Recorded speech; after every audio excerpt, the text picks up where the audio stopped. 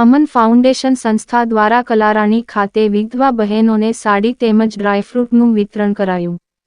પાવીજેતપુર તાલુકાના નાના ધરોલિયાની અમન ફાઉન્ડેશન સંસ્થા દ્વારા કલારાણી ખાતે વિધવા બહેનોને સાડી તેમજ ડ્રાયફ્રૂટનું વિતરણ કરવામાં આવ્યું હતું.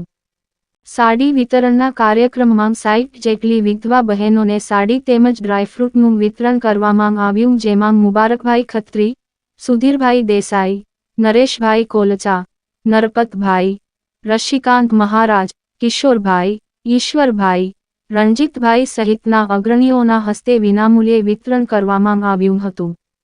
સંસ્થાના પ્રમુખ ફૈજાન ખત્રીની આગેવાની હેઠળ કાર્યક્રમનું આયોજન કરવામાં આવ્યું હતું.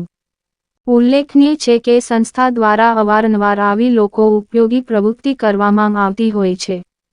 આવી સેવાભાવી પ્રવૃત્તિઓમાં ગરીબોને કપડાંનું વિતરણ, વૃક્ષારોપણ, ખેડૂત તાલીમ જેવી વિવિધ પ્રવૃત્તિ કરવામાં આવે છે. તેમજ સમયાંતરે જરૂરિયાતમંદ લોકોને વિવિધ ચીજ વસ્તુઓનું વિતરણ કરવામાં આવે છે, જેમાં શિયાળાની ઠંડીમાં ગરીબ બાળકો તેમજ વૃદ્ધોને સ્વેટર ધાબળા સહિત ગરમ વસ્ત્રોનું વિતરણ પણ કરવામાં આવતું હોય છે. સંસ્થાની સેવાકીય સરાહનીય કામગીરી પ્રશંસાને પાત્ર બની છે અને સમાજોપયોગી સેવાઓને પગલે સ્થાનિક લોકો દ્વારા સંસ્થાને અભિનંદન આપવામાં આવે છે.